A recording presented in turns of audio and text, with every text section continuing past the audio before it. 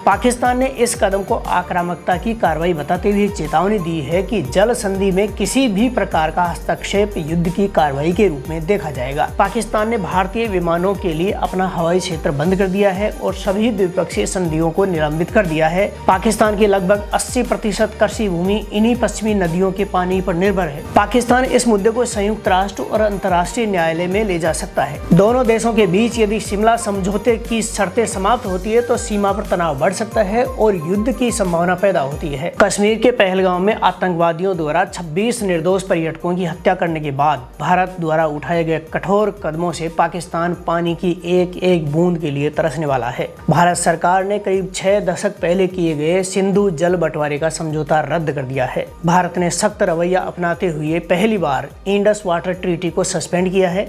जवाब में पाकिस्तान ने भी शिमला समझौता रद्द करने की घोषणा कर दी है। भारत में पाकिस्तान का दूतावास बंद कर सभी पाकिस्तानियों को 1 मई तक देश छोड़ने को कहा गया है। इसके साथ ही अटारी बॉर्डर बंद कर दी गई है। पाकिस्तान के राजदूत और अन्य स्टाफ को भी भारत छोड़ने को कह दिया गया है। पर्यटकों के हमले के बाद भारत ने पहले ही दिन 5 बड़े फैसले लिए। इसमें सबसे कठोर निर्णय इंडस वाटर ट्रीटी को रद्द करना है। इसे रद्द करने से पाकिस्तान की 80% सिंचित भूमि प्यासी मरने वाली है। देखा जाए तो पाकिस्तान की 80% जल आपूर्ति को यही नदियां पूरी करती हैं। भारत और पाकिस्तान के बीच जल बंटवारे को लेकर करीब 65 साल पहले इंडस वाटर ट्रीटी हुई थी, जिस पर कराची में 19 सितंबर 1960 को तत्कालीन भारतीय प्रधानमंत्री जवाहरलाल नेहरू और पाकिस्तानी राष्ट्रपति अयूब खान ने विश्व बैंक की मध्यस्थता में हस्ताक्षर किए था। संधि के मुताबिक 6 नदियों के जल का बंटवारा किया गया था। इसमें भारत को रावी, ब्यास और सतलुज का पानी दिया जाना तय किया गया, जबकि पाकिस्तान को सिंधु, झेलम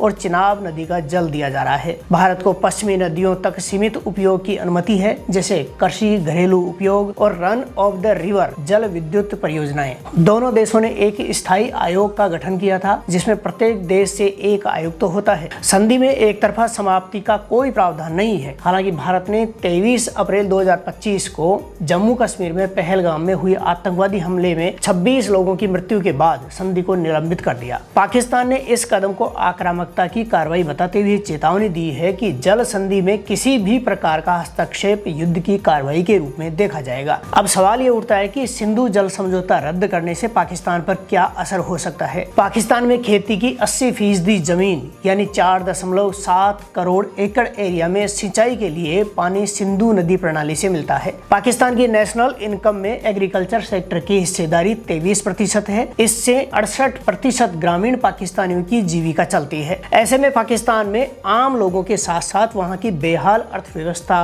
और बदतर हो सकती है। पाकिस्तान के मंगल और तालबेला हाइड्रो पावर डैम को पानी नहीं मिल पाएगा। इससे पाकिस्तान के बिजली उत्पादन में 30% से 50% तक की कमी आ सकती है। साथ ही औद्योगिक उत्पादन और रोजगार पर भी बहुत बुरा असर पड़ेगा। भारत के द्वारा संधि के निलंबन के बाद दोनों देशों के बीच तनाव बढ़ गया है। पाकिस्तान ने भारतीय विमानों के लिए अपना हवाई क्षेत्र बंद कर दिया है और सभी द्विपक्षीय संधियों को निलंबित कर दिया है, जिसमें 1972 का शिमला समझौता भी शामिल है। सिंधु जल संधि का निलंबन पाकिस्तान की कृषि और विद्युत परियोजनाओं पर गंभीर प्रभाव डाल सकता है, क्योंकि देश की अधिकांश सिंचाई इसी जल पर निर्भर है। सिंधु जल समझौता भारत और पाकिस्तान के बीच जल बंटवारे का आधार है। अगर इसे तोड़ा जाता है या स्थायी रूप से निलंबित किया जाता है तो दोनों देशों को अलग अलग प्रकार से नुकसान झेलना पड़ सकता है। पाकिस्तान की लगभग 80% कृषि भूमि इन्हीं पश्चिमी नदियों के पानी पर निर्भर है। अगर भारत इस पानी को रोकता है या मोड़ता है तो पाकिस्तान में खरीफ और रबी फसलें बर्बाद हो सकती हैं। पाकिस्तान पहले ही जल संकट की कगार पर है। पाकिस्तान की कई विद्युत परियोजनाएं पश्चिमी नदियों पर आधारित हैं। पानी की आपूर्ति में बाधा से ऊर्जा संकट उत्पन्न हो सकता है। जल संकट से खेती, रोजगार और सुरक्षा पर भी असर पड़ेगा। इसके कारण भीतरी अस्थिरता पैदा हो सकती है। सवाल ये उठता है कि क्या इससे भारत को भी नुकसान होगा। इस संधि के निलंबन करने से भारत की अंतर्राष्ट्रीय छवि पर असर होगा। इससे भारत की वैश्विक साख को झटका लग सकता है।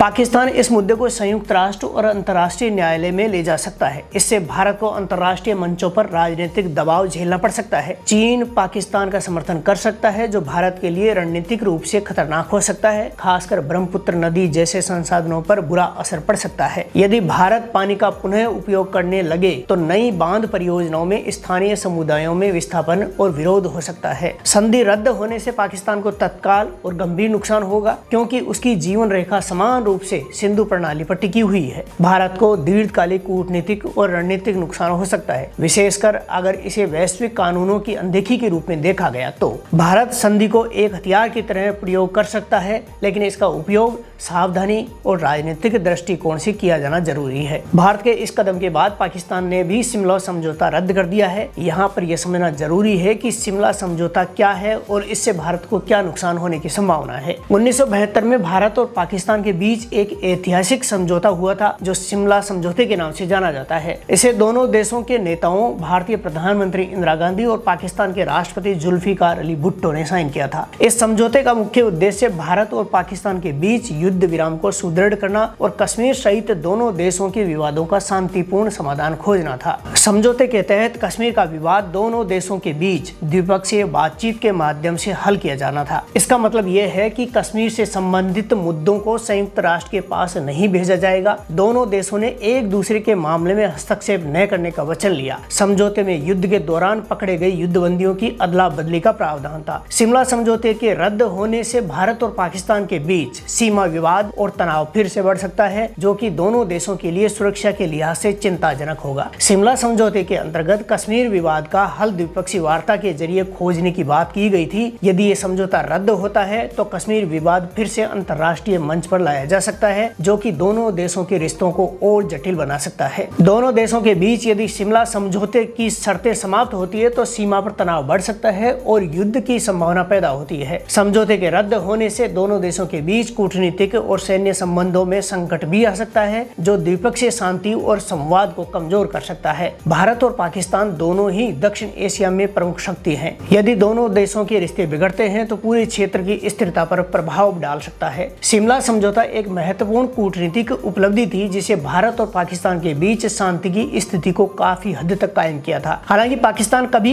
इस समझौते को पूर्णतः नहीं मानता था। इसके रद्द होने से दोनों देशों को सैन्य, कूटनीतिक और आर्थिक दृष्टिकोण से बड़े नुकसान हो सकते हैं, जिससे क्षेत्रीय शांति और स्थिरता खतरे में पड़ सकती है। फिर भी भारत से अधिक पाकिस्तान को ही नुकसान होगा।